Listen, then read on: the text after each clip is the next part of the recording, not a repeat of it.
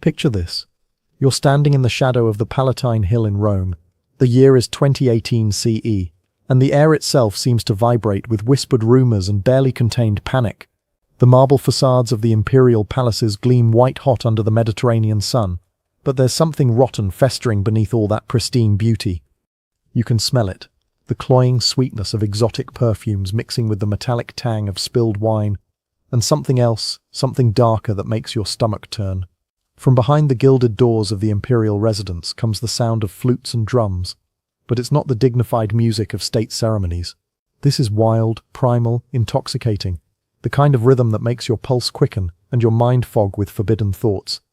A slave rushes past you, his face pale as limestone, clutching a golden chalice so tightly his knuckles have gone white. His eyes dart left and right as if he's afraid someone might be watching, might report back to whom exactly. The emperor. But which emperor? The one who was supposed to be ruling? Or the 14-year-old Syrian boy who somehow managed to seize the throne and turn the greatest empire in human history into his personal playground? You press yourself against a column as a group of Praetorian guards march by, their faces grim beneath their bronze helmets. Even they, the elite protectors of imperial power, look uncertain, confused. One of them mutters something under his breath about abomination and the god's punishment, but he says it so quietly you almost think you imagined it. From within the palace, a voice rises above the music, young, clear, but commanding in a way that makes your skin crawl. It's giving orders in accented Latin, but the words themselves are lost in the chaos of celebration. Or is it celebration? The longer you listen, the more it sounds like something else entirely, something desperate, something mad. This is Rome at its most dangerous hour, when the boy they call Elagabalus sits on the throne of the Caesars, and nobody, not the Senate, not the Praetorian Guard, not even the gods themselves, seems to know what to do about it. Before diving into these forgotten stories of survival and suffering, if you enjoy learning about the hidden truths of history, consider hitting that like button and subscribing for more content like this. And please, comment below to let me know where you're listening from. I find it incredible that we're exploring these ancient stories together from different parts of the world, connected across time and space by our shared curiosity about the past. To understand how Rome fell into the hands of a 14-year-old who would reshape the empire according to desires no one had dared speak aloud, we need to go back to the beginning. Not the beginning of Rome, that's a story for another day, but the beginning of the end of the Severan dynasty, when the cracks in the imperial system split wide enough for something unprecedented to crawl through. The boy who would become Emperor Elagabalus was born Marcus Aurelius Antoninus, around 2004 CE, in the ancient city of Emesa, in what we now call Syria. But even that name, Marcus Aurelius Antoninus, was a lie, a political fiction designed to connect him to the great philosopher-emperor Marcus Aurelius. His real name was Varius Avitus Bassianus, and he was born into a family of ambitious Syrian aristocrats who understood that in the Roman Empire, blood meant nothing if you couldn't convince people it meant everything. Picture young Varius in those early years in Emesa, growing up in the shadow of the great temple of Elagabalus, the sun god whose black stone meteorite had fallen from heaven to become the focal point of Syrian religious devotion. The temple dominated the city's skyline, its walls echoing with the chants of priests and the cries of sacred prostitutes, the air thick with incense and the copper smell of animal sacrifice. This wasn't Rome, with its marble forums and rational architecture. This was the East, where religions mixed and merged like colours bleeding into water, where the boundaries between sacred and profane, male and female, human and divine were fluid, negotiable, ecstatic. In Rome you worshipped the gods by offering them respect and the proper rituals. In Emesa, you worshipped by becoming them, by letting them possess your body and speak through your voice until you couldn't tell where you ended and the divine began. Varius's mother was Julia Soamius, a woman whose ambition burned so bright it could have powered the lighthouse at Alexandria. She was the niece of Julia Domna, who had been married to Emperor Septimius Severus and had tasted the intoxicating power of being an empress. When Julia Domna died in 217 CE, shortly after the assassination of her son Emperor Caracalla, she left behind a network of Syrian women who had grown accustomed to wielding influence from the shadows of imperial power. But shadows weren't enough for Julia Soamius. She wanted her son on the throne, and she was willing to tear the empire apart to put him there. The opportunity came when Emperor Macrinus, the man who had orchestrated Caracalla's murder, made the fatal mistake of trying to cut the pay of the legions stationed in Syria. Roman soldiers were many things, but patient wasn't one of them, especially when it came to their wages. Julia Soaemias saw her chance and struck like a serpent. She began spreading the rumor that young Varius was actually Caracalla's illegitimate son, born of a secret affair with his beloved sister. It was a lie so audacious, so scandalous, that it almost had to be true. In a world where political legitimacy came from bloodlines, claiming that your 14-year-old son was the bastard child of a dead emperor was either the most brilliant con in history or the most dangerous. Picture the scene in the Syrian camp of Legio III Gallica in May 2018 CE. The soldiers have been grumbling for months about their reduced pay, their loyalty to Emperor Macrinus, hanging by threads thinner than spider silk. Then Julia Soaemias arrives with her son, dressed in the purple robes of imperial office, his young face painted with cosmetics in the Eastern style, his movements graceful and androgynous in ways that both fascinate and disturb the hardened veterans. She stands before them and tells them who he really is, the son of their beloved Caracalla, the rightful heir to the throne that has been stolen from him. But more than that, she tells them he's the living embodiment of Elagabalus, the Syrian sun god, born to bring a new golden age to the empire. The soldiers look at this painted boy child, this creature who seems to exist in the space between male and female, human and divine, and something stirs in their blood. Maybe it's genuine religious fervor. Maybe it's just the promise of better pay, and the chance to be on the winning side of a civil war. Maybe it's something darker, some collective madness that seizes groups of men when they're far from home and faced with the impossible. Whatever it is, they kneel. The proclamation echoes across the camp like thunder. Hail Caesar! Hail Marcus Aurelius Antoninus! Hail Elagabalus! The name they give him, Elagabalus, isn't even his real name. It's the name of his god, and by taking it, he's claiming to be not just emperor, but deity incarnate. Emperor Macrinus, receiving word of the rebellion in his palace in Antioch, must have felt the ground shift beneath his feet. This wasn't just another military revolt. Those happened every few years and could usually be bought off or crushed. This was something new, something that combined political ambition with religious mania in ways that made it almost impossible to counter with conventional tactics. Picture Macrinus in his private chambers, scrolling through dispatch after dispatch from his spies and commanders. The reports all say the same thing. The boy isn't just claiming to be emperor, he's claiming to be God. His followers aren't just soldiers looking for better pay, they're converts to a new form of imperial worship that makes the traditional Roman ceremonies look pale and lifeless by comparison. And the boy himself, the descriptions are so bizarre that Macrinus probably thinks his informants are exaggerating. They describe a 14-year-old who dresses sometimes as a man, sometimes as a woman, sometimes as something in between, who performs religious ceremonies that involve dancing and singing, and what the Romans would have called unnatural acts, who speaks of marriage not just to women but to men, to gods, to concepts that don't even have names in Latin. This isn't just rebellion, it's revolution. It's an attack on everything Rome represents. Masculine virtue, rational governance, the clear boundaries between citizen and subject, human and divine, acceptable and abominable. Macrinus marshals his forces and marches south to crush this Syrian uprising before it can spread. But as his army approaches the rebel camp, something extraordinary happens. His own soldiers begin to waver, to whisper among themselves about the boy emperor, who claims to be the sun god reborn. The battle, when it comes, is less a military engagement than a mass conversion. Macrinus's troops, seeing the exotic splendor of Elagabalus's retinue, hearing the hypnotic rhythms of Syrian war drums, witnessing the religious ecstasy of soldiers who believe they're fighting for a living god, simply switch sides. Picture the moment when Macrinus realizes he's lost. His carefully trained legions, the disciplined backbone of Roman military might, are deserting en masse to join a teenage Syrian mystic who promises them not just victory, but spiritual transformation. The emperor who had murdered his way to power finds himself abandoned by the very forces he'd counted on to keep him there. Macrinus flees, but there's nowhere to run. Within days he's captured and executed, his head sent to Elagabalus as proof that the old order is dead.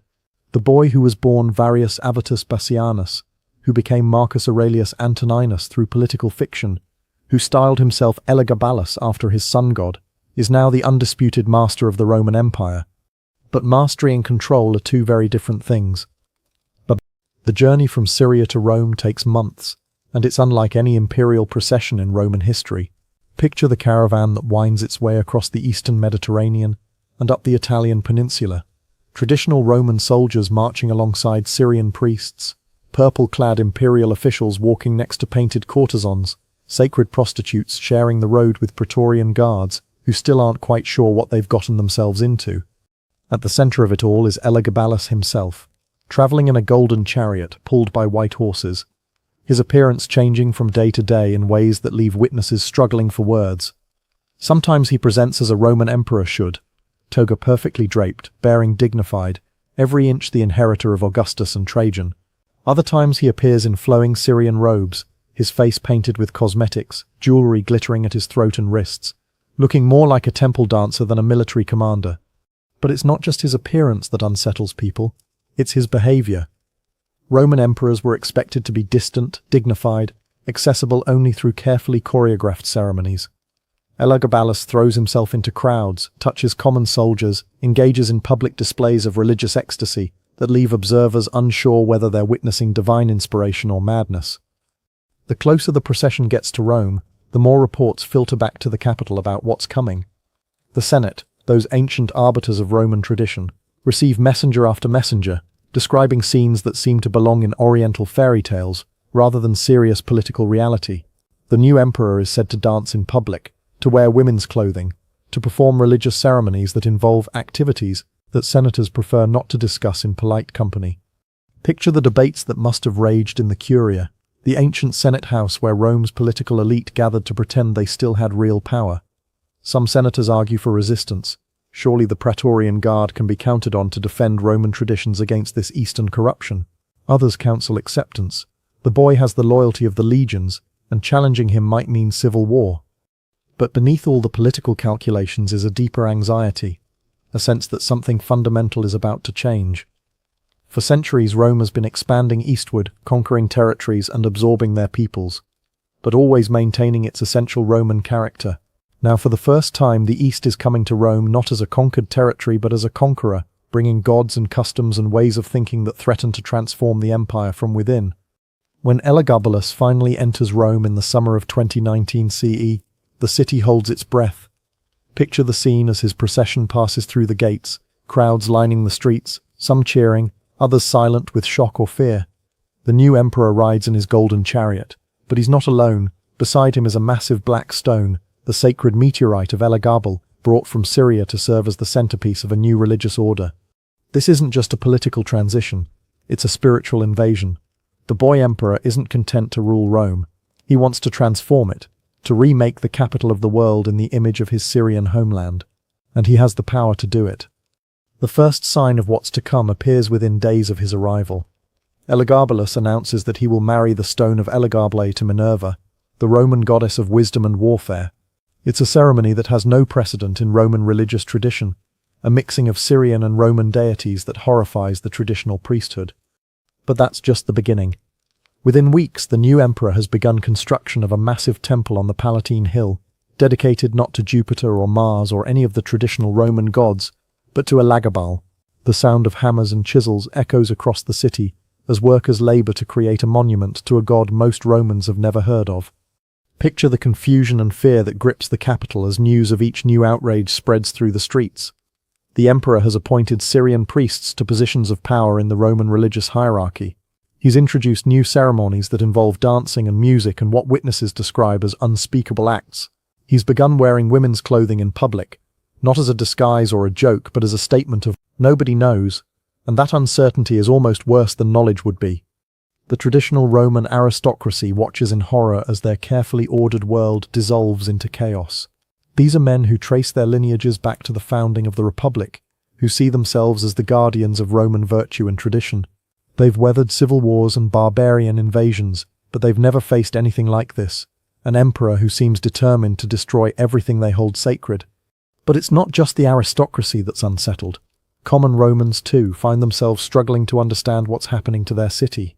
The emperor they see in public ceremonies bears little resemblance to the marble statues of Augustus or the stern portraits of Marcus Aurelius.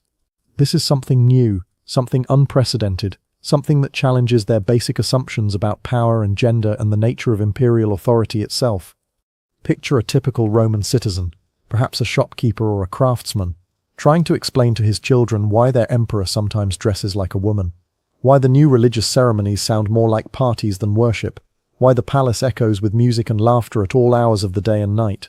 How do you maintain respect for imperial authority when that authority is exercised by someone who seems to delight in violating every expectation of how an emperor should behave? The answer for many Romans is that you don't. You adapt, you survive, you try to profit from the chaos if you can. The smart money in Rome quickly learns to flatter the new emperor's Syrian courtiers, to adopt Eastern fashions, to at least pretend enthusiasm for the exotic new religious practices. Those who resist openly tend to disappear, not always permanently, but long enough to send a clear message about the new rules of the game. But beneath the surface compliance, resentment builds like pressure in a sealed vessel.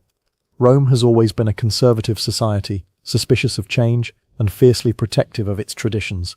Having those traditions not just challenged but actively mocked by a teenage emperor who claims divine authority is more than many Romans can bear. The Praetorian Guard, in particular, begins to show signs of strain. These are professional soldiers who have sworn loyalty to the emperor, but their definition of emperor assumes certain basic characteristics: Roman birth, masculine bearing, respect for traditional values. Elagabalus embodies none of these things, and his behavior becomes increasingly erratic as he settles into power. Picture the scene in the Praetorian barracks as news filters in of the emperor's latest outrage. Today he's announced his intention to marry one of his male courtiers. Tomorrow he'll declare himself the reincarnation of Venus.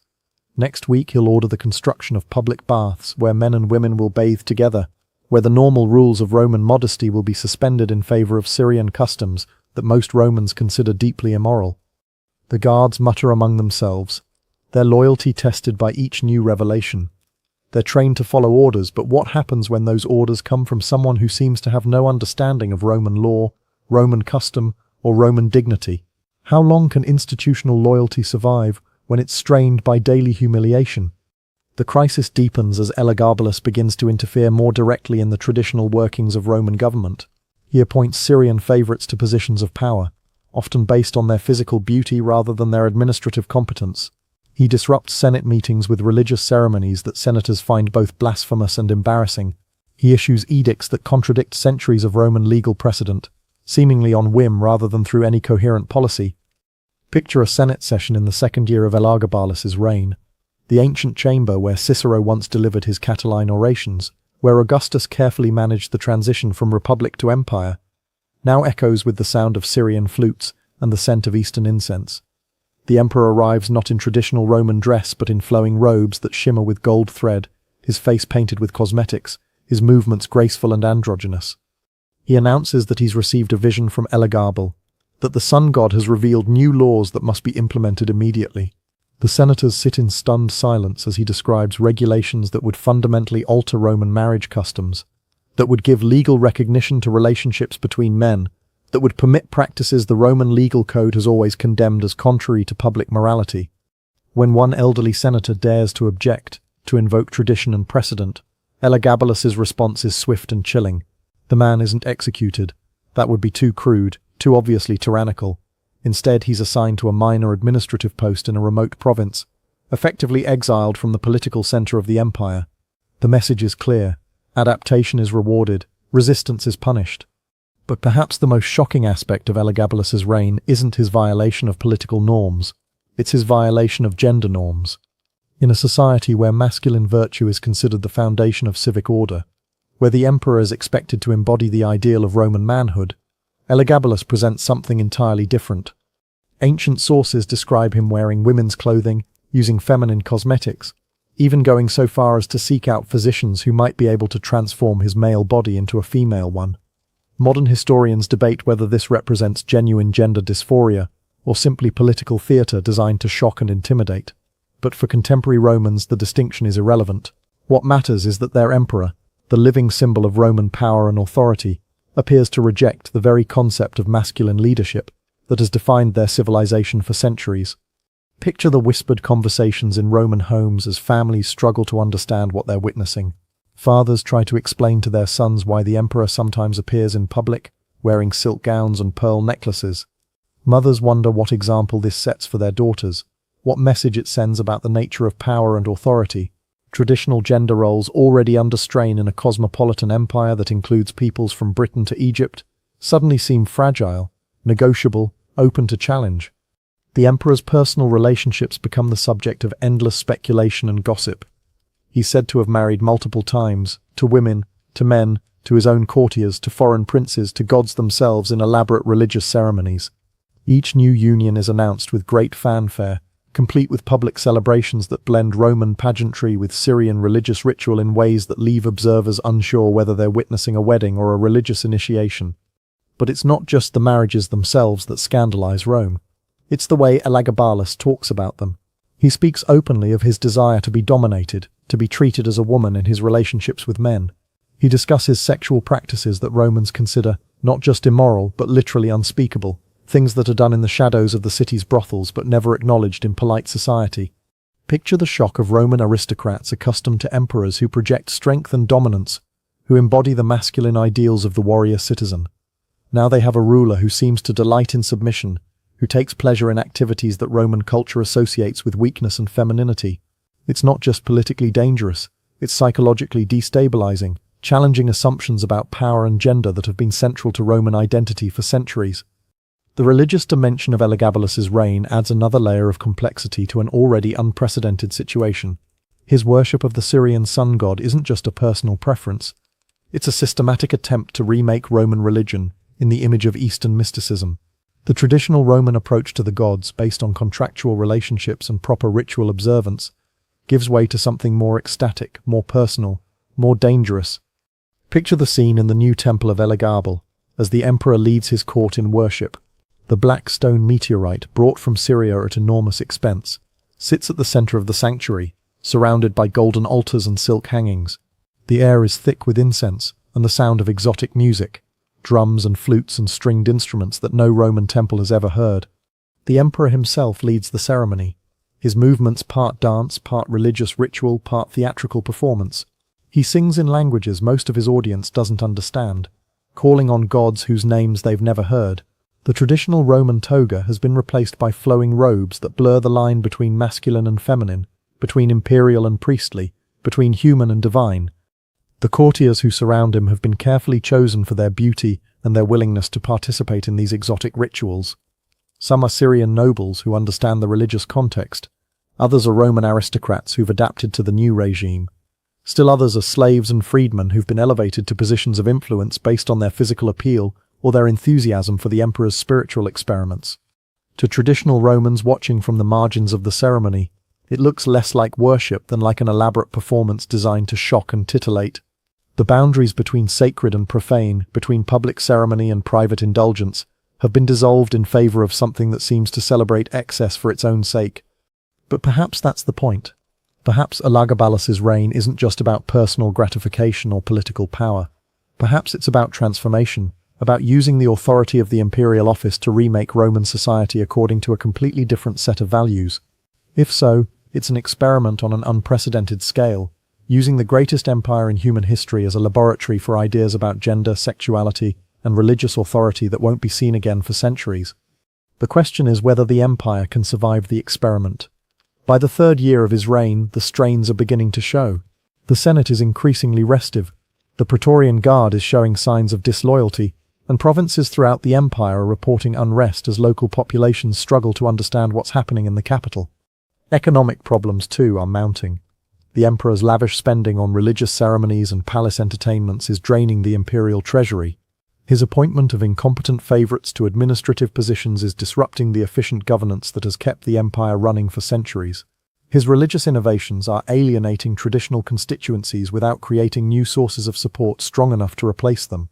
Picture the growing desperation of Julia Soaemias, the emperor's mother, as she realizes that her ambitions may have unleashed forces beyond her control. She had wanted her son on the throne, but she had assumed that once there he would govern like a traditional emperor, perhaps with some Syrian influences, but fundamentally within the bounds of Roman precedent. Instead, she finds herself watching helplessly as he transforms the empire into something unrecognizable, something that may not survive the shock of such rapid change. The same qualities that made him an effective rebel leader, his charisma, his willingness to challenge convention, his ability to inspire fanatical loyalty, are proving to be liabilities as a ruler.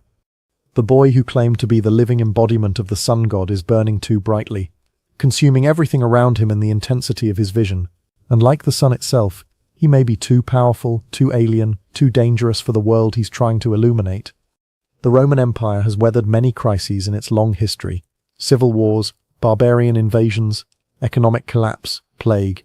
But it has never faced anything quite like this: an emperor who seems determined to destroy the very foundations of Roman civilization in order to build something entirely new in its place. Whether that destruction represents liberation or catastrophe depends entirely on your perspective. For those who have thrived under the traditional Roman system, the aristocratic families, the professional soldiers, the conservative religious establishment, Elagabalus represents everything that's wrong with the modern world, everything that threatens the values and institutions that have made Rome great. But for others, slaves and freedmen, women and sexual minorities, followers of foreign religions, anyone who has been marginalized by Roman society's rigid hierarchies, the emperor's reign offers a tantalizing glimpse of what might be possible if the old rules could be swept away entirely. The tension between these two visions of Rome's future will ultimately determine not just Elagabalus's fate, but the fate of the empire itself. The boy emperor who came to power promising transformation has succeeded beyond anyone's wildest dreams. The question now is whether Rome can survive being transformed. As we'll see, the answer to that question will come sooner than anyone expects, and in ways that no one could have predicted. The reign of Elagabalus is approaching its climax, and the forces that brought him to power are about to turn against him, with a violence that will shock even those who have grown accustomed to his innovations. But that's a story for what comes next, when the sun god's chosen representative on earth discovers that even divine authority has its limits, and that some transformations exact a price that no one is prepared to pay. The palace servants whisper that the emperor has been having dreams again, not the prophetic visions he usually claims, filled with golden light and divine instructions, but darker things, shadows moving in the corners of his chamber, voices calling his name in languages he doesn't recognize, the sound of footsteps that stop whenever he turns to look. Maybe it's guilt finally catching up with him, maybe it's fear, or maybe, after 4 years of claiming to be the living embodiment of a god, he's starting to realize that gods aren't the only supernatural forces that take an interest in mortal affairs. The other gods, the Roman ones he's displaced, the Eastern deities he's offended, the spirits of the ancestors whose traditions he's desecrated, might have something to say about his cosmic reorganization of the divine order. Picture him in those restless nights pacing the marble floors of his private chambers, while his latest husband, a charioteer named Heracles, who supposedly resembles the emperor's idealized vision of masculine beauty, sleeps peacefully in their bed. The boy who once commanded legions with absolute confidence now jumps at shadows, starts at unexpected sounds, finds himself constantly looking over his shoulder as if expecting to see something that shouldn't be there. His behavior during the day becomes increasingly erratic. Court sessions that once showcased his theatrical flair now dissolve into rambling monologues about cosmic conspiracies and divine persecution. He orders the execution of servants for imagined slights, then pardons them minutes later when the mood passes. His religious ceremonies grow more elaborate and more desperate, as if he's trying to drown out those midnight voices with increasingly frantic displays of devotion. The Syrian priests who once served as his spiritual advisors begin to distance themselves from the emperor's inner circle. These are men who understand the difference between genuine religious experience and psychological breakdown, and what they're seeing from Elagabalus increasingly resembles the latter. When your god-emperor starts claiming that rival deities are stalking him through the palace corridors, it's time to start looking for new employment. Julia Soaemias watches her son's deterioration with growing alarm. This isn't the confident young man who seized an empire through sheer force of personality. This is something broken, something that's been pushed beyond its limits, and is starting to crack under the pressure. She's sacrificed everything, her reputation, her principles, the stability of the empire itself, to put him on the throne, and now she's watching him destroy himself with the same reckless abandon he's brought to destroying Roman tradition. She tries to intervene to surround him with more competent advisors, to moderate his most extreme impulses. But Elagabalus is beyond moderation now. He's caught in a spiral of paranoia and megalomania that feeds on itself, growing stronger with each perceived slight, each whispered criticism, each sign that his divine authority isn't as absolute as he believed. The breaking point comes in the winter of 2021 CE, during one of the emperor's increasingly elaborate religious festivals. Picture the scene in the temple of Elagabalus, hundreds of courtiers packed into the sacred space, the air thick with incense and sweat, and barely controlled hysteria. The emperor stands before his black stone meteorite, arms raised toward the heavens, calling on his patron deity to manifest physically in the temple. But something goes wrong. Maybe it's the pressure of performing miracles on command. Maybe it's the accumulated stress of 4 years of trying to transform an empire through willpower alone. Maybe it's just the natural consequence of a teenage mind pushed beyond its breaking point by impossible responsibilities and unlimited power. Whatever the cause, Elagabalus collapses during the ceremony. Not a graceful swoon designed for dramatic effect, but a genuine loss of consciousness that leaves him convulsing on the temple floor, while his horrified courtiers try to decide whether they're witnessing divine possession or imperial breakdown. When he recovers, hours later, something fundamental has changed. The boy who once radiated confidence and charisma now seems hollow, diminished, as if some essential part of his personality has been burned away by whatever he experienced during his collapse. He speaks in whispers about betrayal, about enemies gathering in the shadows, about the gods themselves turning against him. The rumors spread through Rome like wildfire. The emperor is mad. The emperor is dying. The emperor has been possessed by demons. The emperor has been abandoned by his own god. Each version of the story is more sensational than the last, but they all point to the same conclusion. The supernatural authority that has sustained Elagabalus's reign is crumbling, leaving behind only a confused and frightened young man who's made too many enemies to survive without divine protection. Julia Mamaea, Elagabalus's aunt, and the mother of his cousin Alexander Severus, sees her opportunity. She's been watching from the margins for 4 years, carefully building networks of support among the very Roman traditionalists, who've been most alienated by her nephew's reign. Where Julia Soaemias bet everything on Syrian exoticism and divine authority, Julia Mamaea has positioned herself as the champion of Roman values and imperial restoration. Her son Alexander is everything Elagabalus is not. Conventionally masculine, respectful of tradition, trained in Roman law and administration rather than Syrian mysticism. At 13, he's already showing signs of the kind of steady, competent leadership that the empire desperately needs after 4 years of chaos and innovation. Picture the careful conversations that take place in Julia Mamaea's private apartments, as she lays the groundwork for a palace coup. The Praetorian Guard commanders who visit her don't speak openly of treason. That would be too dangerous, too explicit. Instead, they talk about the empire's need for stability, about the importance of traditional Roman values, about the tragic spectacle of watching a once great institution destroy itself through the excesses of its leadership. The key is the Praetorian Guard itself. These are professional soldiers who've sworn loyalty to the imperial office, but their patience has limits. 4 years of watching their emperor parade around in women's clothing. 4 years of enforcing edicts that violate everything they consider decent and Roman. 4 years of serving someone who seems more interested in shocking people than in governing them effectively. It's more than military discipline can sustain indefinitely.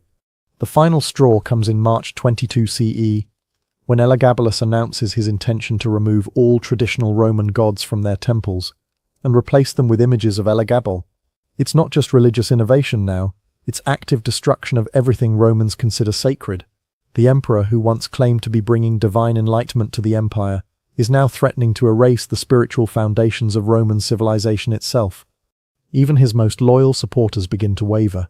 Syrian courtiers who've profited from his favor start making quiet inquiries about safe passage back to their homeland. Roman aristocrats who've adapted to his regime begin positioning themselves for whatever comes next. The palace staff, those invisible servants whose loyalty is essential to imperial survival, start looking for new patrons.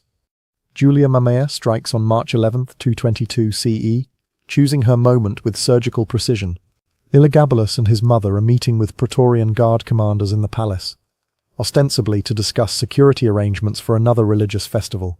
But when they arrive at the designated chamber, they find it filled not with loyal protectors, but with armed men, whose faces show nothing but cold determination. Picture that moment when Elagabalus realizes that his divine protection has finally failed him. The boy who once commanded legions through sheer force of personality now faces a room full of soldiers who no longer see him as their emperor, who no longer believe in his divine authority, who've decided that the empire's survival requires his death.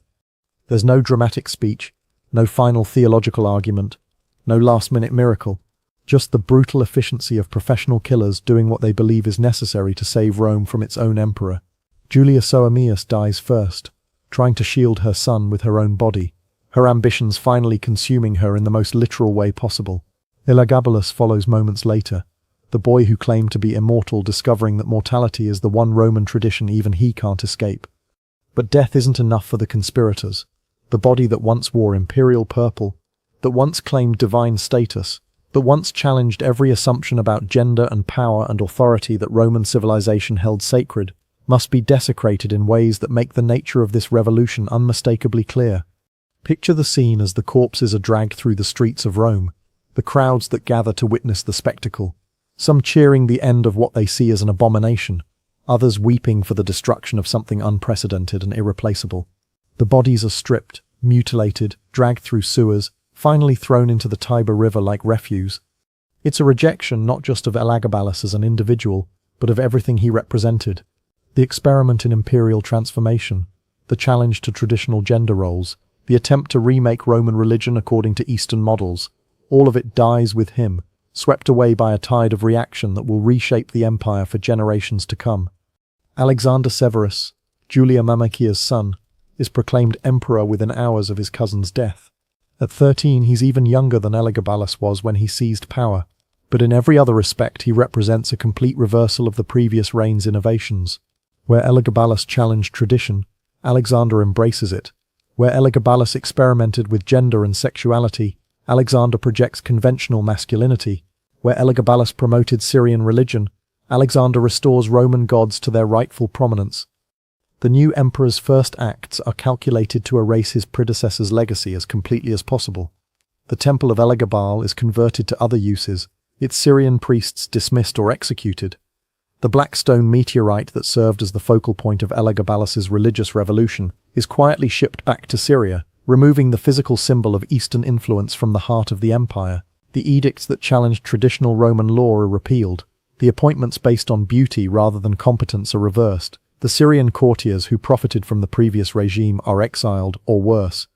But erasing a person from history is more complicated than erasing their policies. The 4-year reign of Elagabalus has left scars on the Roman psyche that won't heal easily. The empire has seen what happens when traditional boundaries are challenged, when long-held assumptions about power and gender and religion are called into question. That knowledge can't be unlearned, can't be wished away by imperial decree. Picture the conversations that must have taken place in Roman homes in the months following Elagabalus's death. Parents trying to explain to their children why the emperor who once ruled them was killed.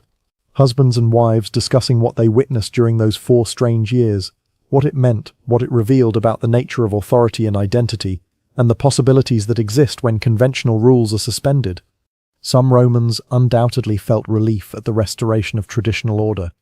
The shopkeepers and craftsmen who depend on stability for their livelihoods, the aristocratic families whose status is tied to established hierarchies, the religious conservatives who saw Elagabalus's innovations as blasphemous. For them, Alexander Severus's reign represents a return to sanity, a recovery from a collective nightmare that nearly destroyed the empire. But others must have felt something more complex.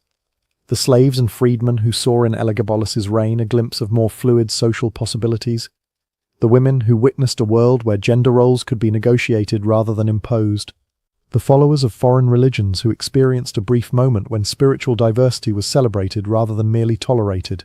For them, the new emperor's traditionalism might feel less like restoration than like oppression. The historical record, written mostly by Roman aristocrats who approved of Elagabalus's overthrow, presents his reign as an aberration, a cautionary tale about what happens when unworthy individuals are given power beyond their capacity to handle responsibly. They describe him as mad, depraved, a monster whose very existence was an offense against natural law and divine order. But history is written by the survivors, and in this case the survivors had every reason to justify their actions by demonizing their victim.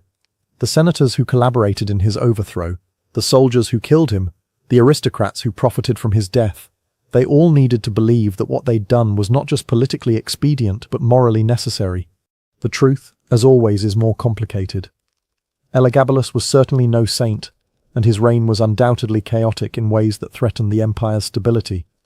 But he was also something unprecedented in Roman history, a ruler who used imperial power to challenge fundamental assumptions about identity, authority, and the possibilities that exist when conventional boundaries are erased.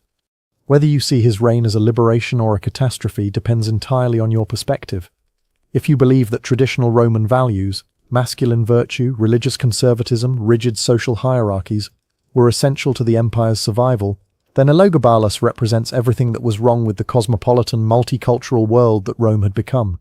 His death was necessary to preserve the empire's essential character. But if you believe that those same traditional values were limiting, oppressive, or simply outdated in an empire that stretched from Britain to Mesopotamia and included peoples of dozens of different cultures and religions, then Elagabalus represents a missed opportunity, a tantalizing glimpse of what Roman civilization might have become if it had been willing to embrace transformation rather than resist it. The boy emperor who claimed to be the living embodiment of the sun god burned brightly and briefly, consuming himself and nearly consuming the empire in the intensity of his vision. His reign lasted only 4 years, but those 4 years revealed possibilities and contradictions that Roman civilization would spend the next 3 centuries trying to resolve. In the end, perhaps that's Elagabalus's true legacy. Not the specific policies he implemented or the traditions he violated, but the questions he forced Romans to confront about the nature of power, identity, and transformation in a world where the old certainties were no longer adequate to address new realities. The empire survived his reign, just as it would survive barbarian invasions, economic collapse, and eventual political fragmentation. But it never forgot the lesson of those 4 strange years, that the boundaries between acceptable and unacceptable, traditional and revolutionary, sacred and profane, are more fragile than anyone wants to admit. Standing again in that Roman street where we began, watching the palace servants hurry past with their eyes downcast and their voices hushed, you realize that what you're witnessing isn't just the end of one emperor's reign, it's the end of an experiment in human possibility, a brief moment when the rigid structures that define civilization were dissolved in favor of something more fluid, more dangerous, more alive. The golden chariot is gone now, replaced by the more modest transport of a conventional emperor. The exotic music has been silenced, replaced by the traditional hymns of Roman religious ceremony. The painted courtiers have fled or died, replaced by sober administrators in traditional togas. But if you listen carefully to the whispers that echo through the marble corridors, if you pay attention to the dreams that still trouble the sleep of those who witnessed those 4 impossible years, you can still hear the ghost of what might have been, the laughter of a boy who thought he could remake the world according to his own wild vision, and nearly succeeded. The sun god's chosen emperor is dead, but the questions he raised about power and identity, and the courage required to transform an empire, will outlive both his reign and the civilization that destroyed him. In the end, perhaps that's the most fitting epitaph for the transgender boy emperor who turned Rome into an orgy. He dared to imagine that the world could be different, and paid the ultimate price for the audacity of his imagination.